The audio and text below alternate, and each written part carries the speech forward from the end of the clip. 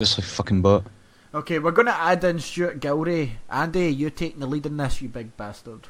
So we'll phone him in. You call him Mr. Gilray or sir? Hello.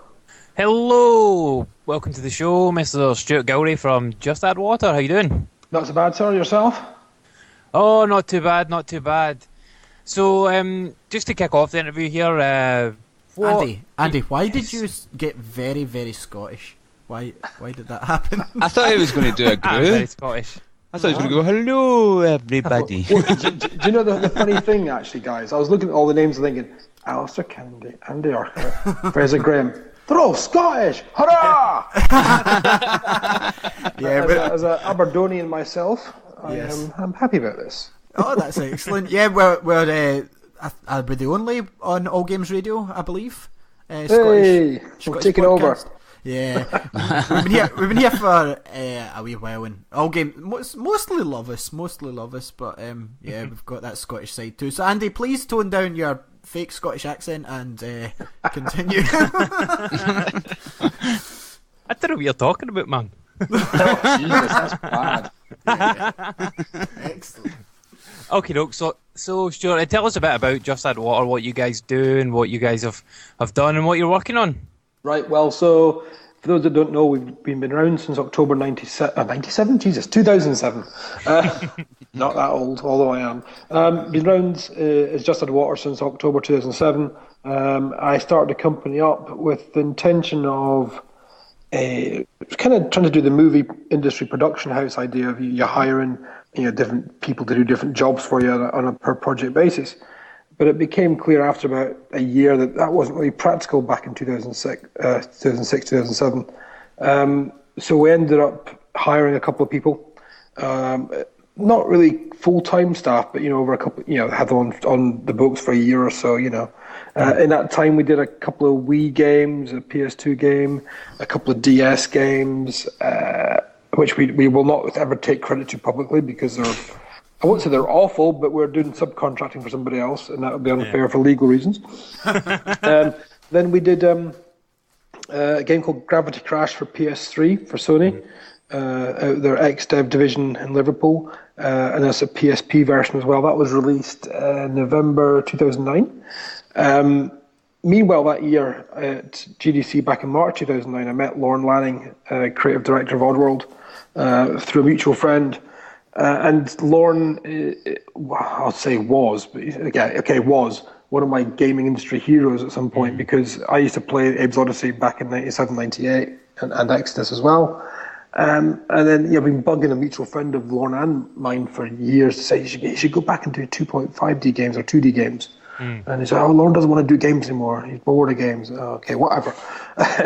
And then I met him in 2009. We stayed in touch. Did a few little things for them in the meantime. Then in April 2010, I was speaking to the then president of Oddworld, about something we did for them. I said, "We're going to release this. When are you going to release it?" And he goes, "Well, we're going to use it as a marketing tool for the Oddbox." I said, "What's happening with that?" He said, "Don't talk about it because the people we hired to do the work to convert Munch's Oddysee to PC and Stranger's Wrath to PC, they hadn't finished Munch's Oddysee, never mind even started Stranger's Wrath." It was meant to be a 6-month contract for both games, and they ended up spending 15 months just on Munch. So we said, look, if you want us to have a look at it, we'll do it at cost price for you on PC, just a straight port from Xbox, nothing fancy. So we did that. 2 of us did that in just over 4 months, released it in mid-December 2010. It broke even in 9 hours. We sold a few copies over the next 3 weeks. Then we had a few complaints that we'd buggered it up, which we had done for people who had ATI cards. Being completely honest. We spent a couple of months fixing that, but the deal we had with Oddworld was that we would do it at trade price, cost price on PC, if they gave us the license to do a PS3 version. At the time, Lorne was like, Sony won't want us back after we deserted them in the late 90s. And I said, well, you don't know till you try. So we put the documentation into Sony, and it was approved within 10 days. And we got the game done, I think, art was done in 15 months, programming was done in 9 months. So we actually had the art for PS3 version starting as we were still doing the PC original release. And then the coding guys went on to do PS3 coding from late March 2011, and we shipped the game in November 2011, sorry, December 2011. That wasn't so bad. And we did the Vita version for the following Christmas, which was #1 in Europe in December and January, which was quite good. I was quite chuffed for that on Vita. But just the digital sales, not retail sales. But still, I'm happy with that. And we actually hired some programming guys to do Munch's Oddysee for us. Probably May 2011, and they've not finished the Vita version yet. Hopefully that'll be finished in the next couple of weeks though. We're almost there. We're just finishing the last bits of localization stuff off. Doing stuff for Vita screens, touch screen messages and stuff. And that's almost done, and it'll go into Sony submission in a couple of weeks time, 3 weeks time, and hopefully be out, thank God, at some time during April and May. So that's good.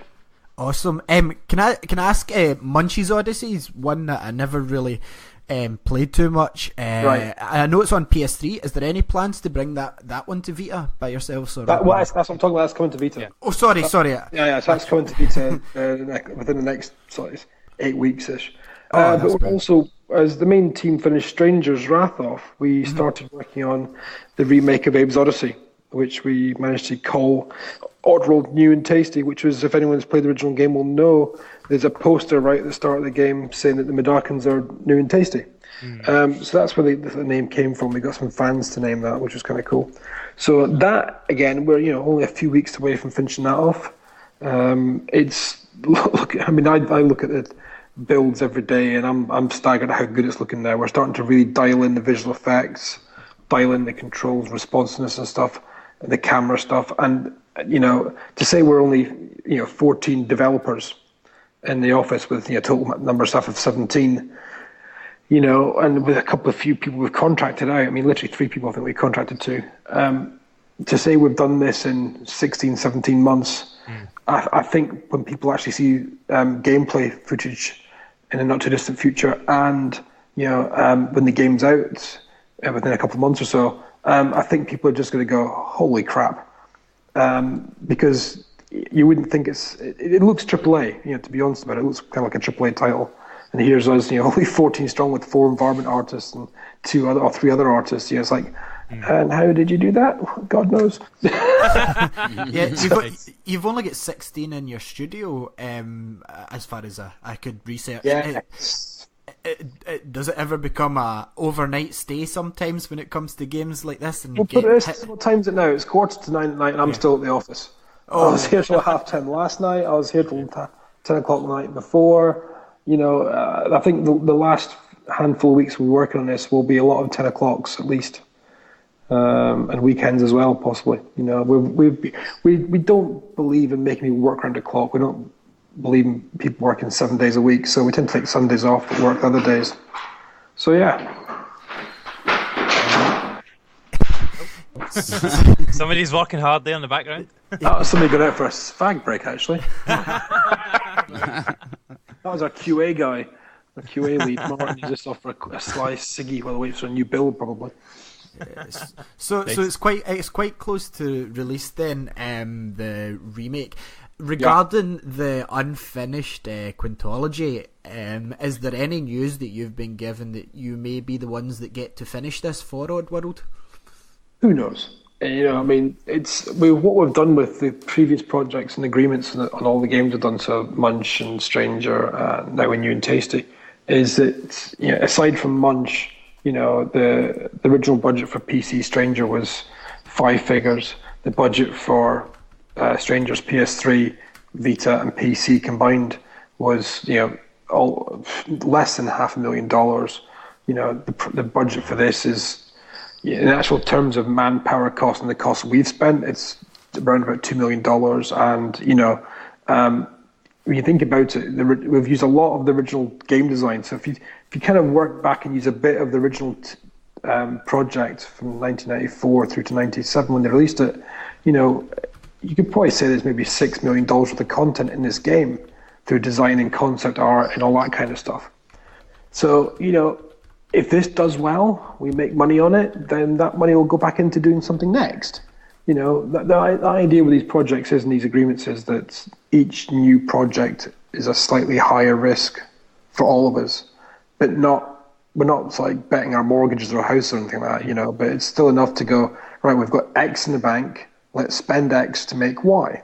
And if Y makes Z money, well, we'll put that into something else. So ultimately, you know, we want to be able to finish the quintology off. Whether we'll get to do that, who knows? I guess, well, I'll tell you what, who does know? The fans know, because if they want to see the rest of the quintology, they have to buy the games that we're making now to be able to make money for it. Because, you know, we don't get funding from anybody else. The funding comes purely from Oddworld and Just Add Water. You know, we don't do any publishing deals or anything like that. We're never going to go to a VP and say, give us $10 million, we'll make a game for you. That's just not going to happen. So from that point of view, we are quote unquote indie, but we're kind of in a unique position where, you know, we've got a fantastic brand and franchise we're working with on a daily basis. We're doing some fantastic things with it. We've got some plans for the future. We know what we'd like to be doing next, and if that goes well, we know what we want to be doing after that. But it all does, you know, lay on how well New and Tasty does. Nice. Well, I mean, it's been one of those things that everyone's been looking forward to since the first reveal of it, way back. What was it? Was it E3? No, September 2012. September 2012, we showed it off. Was that how long? Yeah, and that was, we'd literally only been working on it for 3 months as a pre-production project at that point. So yeah, when we had stuck on it pre-alpha, it wasn't even pre-alpha; it was prototype effectively. And, you know, 3 months after that, we switched engine to a new engine, you know. Yeah. So, and we've been working on this with Unity since December 2012, and here we are, you know, in March 2014. So that's what, 14, 15 months we've been working with Unity on it. You know, and when you guys see the gameplay when it comes out soon enough, and the game itself, I think you'll go, crap, 15 months. Yeah. With regards to New and Tasty, is it going to be a digital only release, or have you got a physical release planned as well? Well, I mean, you know, the thing I've said before in the past is, you know, Just Add Water and Oddworld will never release retail ourselves. Okay. You know, we may in the future do some kind of deals to, you know, for distribution rights or something, but it's certainly nothing we plan or think about. You know, our marketplace, as far as we're concerned, is digital space. Mm-hmm. And I mean, certainly, especially with things like the PS4, the Xbox One, and things like that, like they're geared towards going all digital anyway. So yeah, I mean, within 2 years' time, I think the only things you're going to see at retail will still be, well, let's look at another way around. On PlayStation right now, in fact, since April last year, Sony require that a PS3 and PS4 release has a digital version and a retail version. Mm-hmm. So, you know, no matter who you are. So we'll carry on that trend ourselves with digital, and I think the market itself I think retail will diminish. I mean, you'll notice yourselves that in the past couple of years or so, there's a lot more special editions or limited edition versions of the games out there, where the regular version is done digital, but you might get a version with a figure in the box as a limited edition one, you know, or whatever version, you know. We'll see a lot more of that as publishers trying to keep hold of the retail space. But yeah, it's a tricky one. But I think as it goes forward, it'll be more and more digital. Yeah, I definitely agree with that, especially with especially with the downscaling this week of HMV. I don't know if you heard about that, where they're getting rid of all their pre-owned games. Well, do you know what? The thing is, they say that, but they only started doing that a couple of years ago. If you go back 5 years ago, you could walk into HMV and buy a game for £40, new. Walk across the road to Game and get the same fucking game for £38 second hand. Yeah. I'm going to spend an extra £2 on a new game, for Christ's sakes. You know what I mean? Yeah, that's true. Yeah. You know, so this HMV saying they're going to ditch the used market. They've not been doing it that long, to be honest with you. So I'm not overly fussed about that. I'm not worried about that. So I think the prices are ridiculous in HMV for everything. Like, on one half of the shelves you've got cheap as hell stuff, and then other stuff you've got like 60 quid release titles. And yeah, the problem with that is that, and this is what annoys me about supermarkets, but the main problem is that when HMV and back in the old days, John Menzies and stuff, when they used to buy and Smiths and stuff used to buy stock to sell it, you know, they had to pay the full whack for it.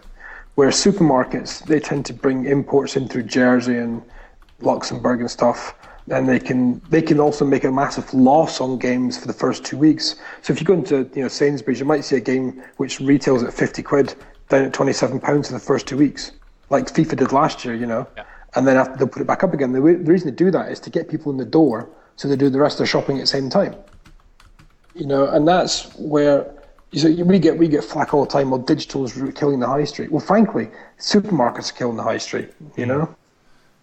So the obviously I'm quite a fan. Like the first Abe's Oddysee I played obviously was 97. It was Christmas. I was 14, 15, 16, round about that age, and it was either Abe's Oddysee, Final Fantasy 7, or Time Crisis, and Santa got me Time Crisis, but bugger.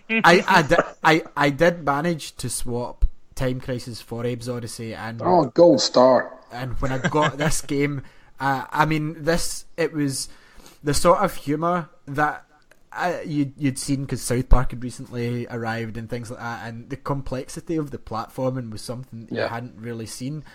What is it for yourself that compels you towards the Abe's Oddysee games? As you've already said? The characters, the story, the humour. We've had some journalist people in recently to have a look at the game. And the one thing they've all taken away, and we've taken away ourselves when we play the game daily, is we piss ourselves laughing. There's some stupidly funny things in the game which in normality you wouldn't laugh at, but for some reason with Oddworld and Abe and stuff, you can't help but laugh. There's a bit where we're working on a trailer just now, which I don't know when it's going to be out, but there's a bit in that which straight from the game, and you can't help but laugh when you see it. And hopefully you guys, when you see it, you'll know exactly what bit I'm talking about, because it just stands out like a sore thumb in terms of humour. And I think that's it. It was a story and the humour that got me originally. And the nice thing for me about it, with doing New and Tasty, is the only thing I felt was missing from the original games was the backgrounds, the environment. They were kind of static. You might have had a wee box of barrels, had a looping animation going past an open window type thing. And you think, is that it? Oh, God. But with what we've done here, we've kind of gone all Ridge Racer on it. I.e., in Ridge Racer, you had planes flying overhead, diggers digging up roads, and cars driving by. So we've kind of brought that aesthetic to this. So there's things going on in the background all the time, which you have to play it more than once just to see all of them, and that's nice. So, you said Munch's Oddysee is going up for to be reviewed on PlayStation within the next few weeks, and then obviously the big one is the remake of the HD. Is there any extras? Is there new levels or new characters that you've maybe added? Well, there's no new. There's no new characters. There's maybe a wee bit of an evolution to a character or two in there, but there's no new characters. So that'll be nice. There are maybe a few extra secret areas or expanded secret areas, possibly. Nice. That kind of stuff. So it's not going to be. I mean, I'm going to swear here, but there's going to be a bit when the people play it the first time and just going to go, "Oh fuck," and hopefully that'll extend people's want to play the game even more. So yeah. Have you thought of a pricing point for if not Abe's Oddysee HD, the Munch's Oddysee? Is there a price point? Well, Munch is going to go out about I think it's £8 on Vita. Nice. So that's what I ordered. So it's going to same price as the PS3 version, which came out December 2012, I think it was. So the Vita version will be part and price probably the same. For that, as far as New and Tasty goes, there's two prices I keep throwing around, and I can't decide which one to go for. And I'm not going to mention them now in case people start getting upset and crying. We kind of look at it as this: it's a 20-hour plus game. It's got the PS4 version is looking to be about 4 gigabytes. Which is okay. Big time. The PS3 and Vita versions will be a bit smaller than that. It's maybe about 2 and 3 gig respectively. But the PS4 is going to be the biggest one at 4. PC and PS4 are going to be biggest at 4 gigs. And there's a lot of value and a lot of content in the game. So it's always been not a puzzle to me, but over the past 9 months we've been discussing prices internally. I just can't work out what price to go for it because Stranger HD was £10. For a game it cost $50 million to make back in 2004, 2005, and about 2003. So it's a tricky one. And also, we didn't make Stranger HD. We just did the HD version of it, So with this game, we've done it from the ground up. So we don't know. I've got two prices in mind, a low and a high, and it'll be somewhere in that bracket. And we'll probably announce that, as we get closer to release. So. Well, obviously we'll do. We'll release tell the price after release. Buy this game and guess. Buy it and then just check what's come off your bank account. It'd be one of those, pay what you like as long as it's over £10. And under 100. There you go.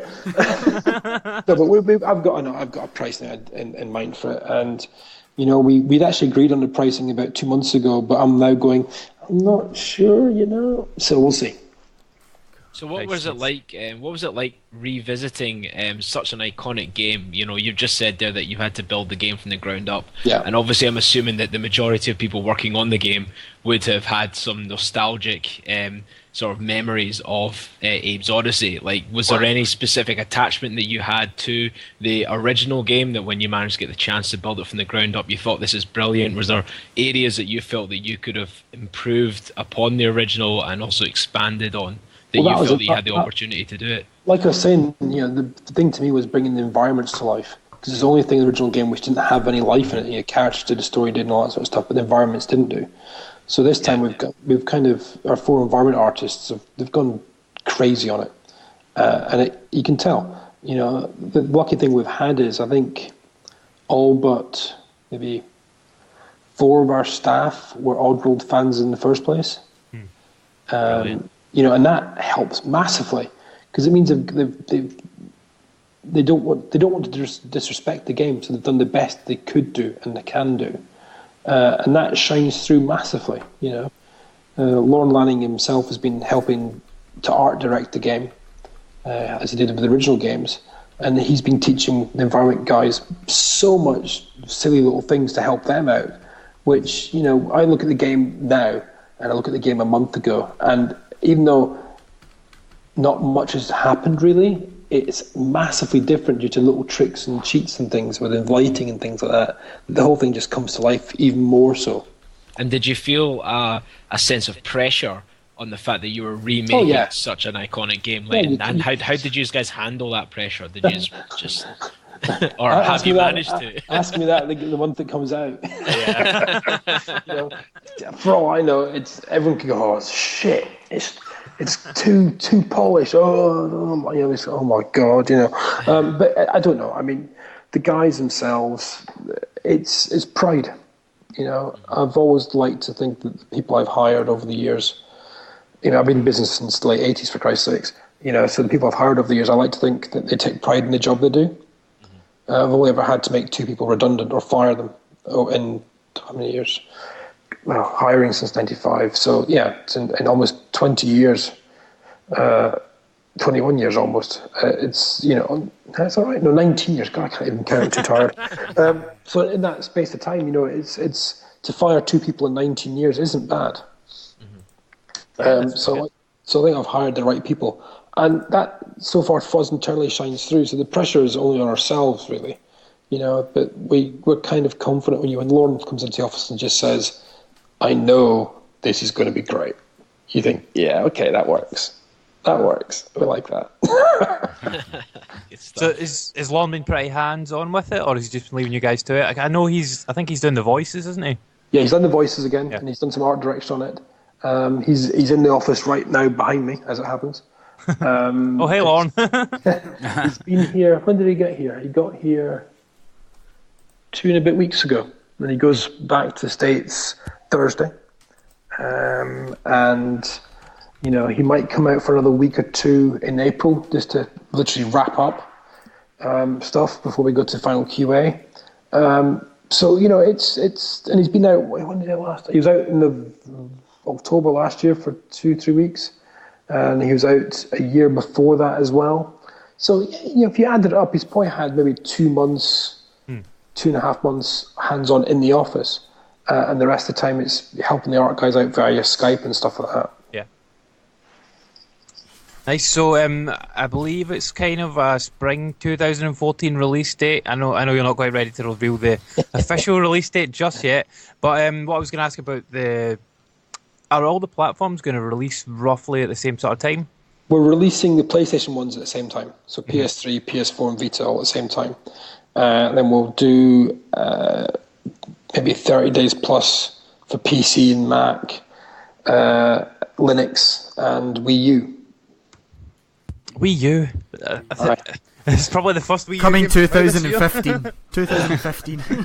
Well, the nice thing is because we're built on Unity, it's not going to take us that long to do it. You know, the only decision we have to make is, I mean, I've already made the decision we're going to be doing it for Wii U, and that's purely based on the fact that, yeah, the big boys are neglecting Wii U right now, and yes, its sales are terrible compared to other platforms. You know, the fact that the PS4 sold as many in 3 days as Wii U sold in the entirety of last year here, kind of says a lot. But you know, that still means there's 5+ million people out there. Yeah, that's who want that's content. still a lot of people. Yeah. So you know, if the big boys decide not to do it, and you know, only Nintendo does it, we do it. There might be people go, oh, Joe, I'm going to buy that because there's not much else to fucking choose from. Totally. You know, so we're doing it with Uverse. I mean, it's, you know, like I said, it's not going to cost us hundreds of thousands to do it. Probably cost us, you know, maybe 2-3 months worth of work with a couple of programmers, maybe one artist on the standby. So it's still going to cost us particularly a large amount of money to do it. So why wouldn't we? Now, I know you've been handed the so-called Book of Odd. Which one? There's several of them. Yeah, so, well, there's a few titles that, obviously, as a fan, that I've been kind of like, oh, come on. So, like, Fangus Claw and Squeak's Oddysee. The Brutal Ballad. Fangus Claw. So, when we got the Stranger original source code for Xbox, we also happened to get the project as it was for Fangus at that time. Now, that was only in development for like 4 or 5 months, so it's still very, very early production days. You know, and we've got it there. We could spend a month and get it running, but to be honest with you, it's not something we've really said we will do. We might look at it at some point just to see how far they got with it and stuff. You know, in terms of Squeak's Oddysee, that's obviously the third game in the Quintology series. We've been discussing it on and off for 2.5 years now. We want to do it, but like I said, it depends on how New and Tasty does and whatever else we do after that. We're going to be one something. The idea is to do New and Tasty, something else, then Squeak if we do get a chance to do it. So you know, it's a suck it and see. We'll see how it goes. Time will tell. You know, we know what the premise for Squeak is. We know what the backstory is. We know what Squeak is, or who Squeak is, should I say? I think it works both ways, doesn't it? You know, I've always thought this is going to be the son of Abe. I can tell you now, it's not the son of Abe. That's what I thought from years. I've always thought. Well, here's a clue, right? You know, each Quintology game, the Oddysee games, you got Abe's Oddysee, Munch's Oddysee. In Munch's Oddysee, you got Abe and Munch. So, you know, let's think about this. You've seen, I think it was in Munch. Yeah, at the end of Munch, when the Vicar Labs drops to the ground, you see another moon with Munch's pawprint on it. So, without giving anything away, you can easily extrapolate from that out of the 5 Oddysee games, each Oddysee game is going to be a different creature. Right. Okay. So I'll leave it at that. And following on from that question, Stranger's Wrath is absolutely brilliant. I love the character. And Stranger's Wrath 2 kind of get bounced about for a while. What about that? Lauren and I discussed it. They even actually started writing the story for it back in the day as well. Yeah. So we do have a basic outline of what was to be involved with it. But, you know, who knows? Who knows? What's your favourite Oddworld game? What is your personal favourite? Exodus. Abe's Exodus. Exodus? Oh, not even hesitation now. No. Well, come on. Where the fuck else in this industry can you possess your own parts and blow shit up? Right, okay. I can see. I know your it's like Sucky Hall Street on a Saturday night after you've had a curry and stuff. I have tried it many a time. I hope you didn't follow through. I never stopped around to check. Oh, dirty bastard. I know from personal experience that Ali can clear a building, so... Oh, there you go. Andy, have you got anything else? I don't have anything else about Oddworld. Many of you guys got anything else about the Oddworld games? Ah, man, I could sit here all night, but I know time's valuable. Yeah, I've got two wee-wins. Have you got anything planned for anything on mobile? Like mobile Yeah, games? we already announced last year, accidentally. Lauren let slip it in E3 when we're sat in a bar in LA drinking with some guys from the Six Axis that we're going to be doing Stranger's Wrath on mobile. Oh, nice. That's getting very close now. I'm actually getting a new build, I think, towards the end of this week, ahead of GDC next week. So that'll be good to see that.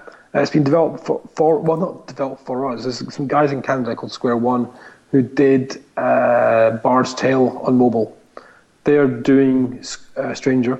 They're putting all the costs up themselves, but the premise being that we revenue share on release. So Oddworld will release it, they develop it, they spend the money, we release it, and we split 50-50 down the middle. That's a pretty good deal. Yeah. Can he argue that? So I think that's going to be, I'm hoping that's going to be available sometime within the next 6 to 8 weeks. But I've not seen it for a month or so I don't know yet. But before Christmas, I got a build and I could finish it start to end. And it's surprisingly nice. So, yeah. So there's that. So is that iOS, Android, iPad sort of thing, yeah? Yeah, all iOS platforms, iOS, iPhone 4 upwards, I think. It does work on an iPad too, because I tried it on mine, but it got a bit warm very quickly. It's great on the new iPad minis, and it's great on the 5 and the 5S. Android-wise, there's 1,700 bloody handsets out there. Yeah. If we can match 2/3 of that, I'll be happy. Yeah. We're talking about doing Windows Phone as well, and possibly BlackBerry, if BlackBerry still exists by the time the game comes out. So we've got some good plans there. I mean, aside from the Oddworld stuff, Joe, we're finishing off a Vita version of the game we did in 2009, which is Gravity Crash. So we're doing Gravity Crash Ultra on Vita, which will be out hopefully again 6 to 8 weeks. I think we're releasing everything in one bloody month this year. Yeah, you'll be rolling in the cash that one. Oh, that'll be nice. But then what we've done with Gravity Crash is we've made it, because in the PS3 version you could edit and create your own levels and publish them to PSN. The Vita version will let you download those levels day one, and then you can make your own on the Vita and then publish them and then play them on the PS3 as well. So that'll be a nice little wee selling point. Yeah, Nice. cool. And I did read somewhere that there was going to be 42 levels at launch. On Gravity Crash? Yeah. Yeah. Is that the case? Yeah. We have to make the other 5 yet, but yes. Because we're not going to add them because the original game had 5 solar systems of 5 planets, with 2 extra a bonus planet and a boss planet, effectively. So 7 5s, 35. So we're going to add another 7 to it to make it 42. But we decided not to do it as another system like the original game story-wise. We're going to have basically, once you finish those 5 systems off, it'll unlock another system. But there'll probably only be 5 levels in there, not the 7 originally planned. So no boss battle in that one, just an extra bunch of levels to play. So did you consciously know about 42 level 1 and that's why you done that? No, it was purely because you just mentioned it now and oh shit, we did, didn't we?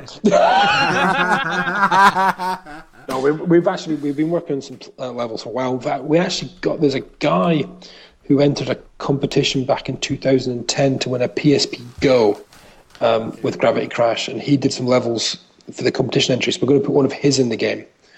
We're also going to, one of our guys here has been faffing around. We've got to build the game on the PC purely because of the because obviously we've got user-generated content, you have to have moderation tools. And the nice thing with the tools is it's got the editor built into it. So one of our guys has been creating some levels in that, which will then go into the Vita game. Nice. I mean, I never actually played the original on the PSP, but I played a good bit of the PS3 one. And The PS3 was original and PSP came afterwards. Right, Yeah. okay. Well, I never played the PSP one, but when I played the PS3 one, I always thought I want to play this on a handheld. Yeah, But- we kind of gone ape shit with it. We kind of Yeah. got, so this is particles times by 100. Yeah. So there's actually a lot more graphics in the Vita version than there is on the PS3. A shit ton more particles, actually. So, and it's surprisingly how well it runs at native resolution. 60 frames a second, so I'm not going to complain. Nice. Yeah. Okay. So, Andy, Yeah, so when are we looking at that? About 6 to 8 weeks then, yeah, for Gravity Crash? Yeah, I think we're due to start our proper third-party testing. It's either next week or the week after. Then that will go through within a couple of weeks, and we'll head it off to Sony's QA team. So hopefully, I'd like it approved and ready for release mid-late April. So yeah. so have you got any projects on the horizon coming that isn't Oddworld based or Gravity based? We've got a couple of projects we're talking about internally with Sony London, Shahid Ahmed's team. So we'll see how they go. They may come to nothing. They may come to something. We don't know yet. But it's just ideas we keep throwing around. So we'll see. Cool. And what about this persistent rumor that's been kicking about Oh, a Metal don't Gear, say, Metal don't Gear say, Solid? Well, there isn't a rumor. I mean, literally, it came out. The fact is that Kojima last year tweeted that he would like someone to remake it with their Fox engine, and I said to our PR guy, "Let's do a little homage love letter saying it'd be nice if we could do it, but we know we can't do it because we're just too busy." It was never meant to be taken seriously, but of course, it was the quietest week after E3 last year. So it was 2 weeks after E3 when we put up the website, and there's nothing happening on that day, and the entire fucking gaming industry went, "Oh!" So I mean, it just shows you that it's something that people would want, and people would buy it. okay, I mean, I would fucking buy it. Yeah. I wouldn't want to make it, but I'll buy it. Yeah, there was that GameCube version, so I don't know. Oh, Twin Snakes. Yeah, I Yeah. played. I bought a GameCube just to finish that. Yeah. There's some nice things gone into it, but there's also some terrible things Yeah. as well. I played it at the time and I wish to hell I'd kept a hold of my copy. I've seen it going for like 60 quid pre-owned and stuff Really? like that. Jesus. Yeah, it's quite a rare game. Wow, mental. So anyway, Andy, have you got anything else? I was just going to ask one more thing. Go on. About, Shucks. I was just wondering about have you got anything in development for the Xbox One at all? 'Cause I know, The Idea Xbox program came around last August, Gamescom. We spoke to them. I spoke to them. And the one thing it stops me committing bandwidth and budget to it is this whole parity sim ship thing. yeah. And like I said, we're indie team. We can't commit programmers to be working on an Xbox version whilst we finish off the PlayStation versions. PlayStation is our number one marketplace. Once the PlayStation versions are finished, we could do an Xbox One version. The problem is, Microsoft wants it out 30 days after the PlayStation ones because we have an exclusive time period with Sony. So 31 days past launch, they want an Xbox. There's no way we can do a whole Xbox version in that length of time. No way. And I've been pushing at them since December, saying, look, guys, all I want you to do is to say to you'll allow us 90 days plus PlayStation version releases to do an Xbox One. And they're just saying, well, we can't really commit to that unless it's somebody else's fault, not your fault. I said, well, I'm not going to do that. So we're still in talks. Nothing is definite yet, but as of right now, we're not developing or have any fixed plans to do any Xbox One version. So buy a PS4 or a Vita or a PS3. Aye, there you go. That'll do. Or a Wii U, it's everywhere else. I just think buy the PS4, same price, isn't it, these days? I do have a final question, even though that was meant to be the final. This is Go on. the George Lucas fix up of Andy's questions. On the Vita, I love my games on the Vita, and obviously you're releasing the HD remake on Vita. Yeah. What have you done to combat the lack of R2 and L2? Is it resorted to the touchpad, or have you done something a bit different? How can I answer this? Even on the PS3 and PS4 version, we're not using all the shoulder buttons. So it's kind of naturally fallen into place on the Vita that, it just fits. So, See, because I've got problems. I've got the PS1 Classics version of Oddysee and Exodus. Oh, don't start me on that. My God. See, when you're trying to play it, like, your fingers end up going into some sort of spasm when you're trying to push the R2, Well, when we released Stranger on Vita in December 2012, you could touch the rear panel to punch. And we got such a backlash, people saying my hands are man hands, I can't hold it that way. So we ended up adding an option in January, I think it was, so you could disable it. So I'm perfectly well aware that, using the rear touchpad isn't ideal. It is if you've designed your game as that kind of input device, like Little Deviants was. Yeah. But, I think on the whole, it's a bad idea. Another thing is, going back to Stranger, actually, we're doing a new version of Stranger for Vita, which will work on Vita TV whenever it comes out here, Yes. So to remove the option to have, or to remove the requirement to have touch input. So that'll be good too. Awesome. Well, all I'd like to say is thank you. This has been one of the best interviews we've ever done, and I mean, the doors are open here and people come in and out. But I sat down. I was kind of worried about this interview because I love Abe's Oddysee, and I was mentioning, Andy, if you get questions, if you better have questions, everyone here better have questions, and you've been such a pleasure to chat to that. No problem. If you don't come back again, then we're going to come up to Aberdeen and have a pint with you, man. Well, that's fine, but I'm living in Yorkshire now, so I can't help that. Well, we'll be in Aberdeen and waiting. Right. All right, guys. Many thanks indeed for asking me on, and it's been a pleasure. Oh, thank you very much. Stuart. Okay, guys. Cheers for now. Bye now.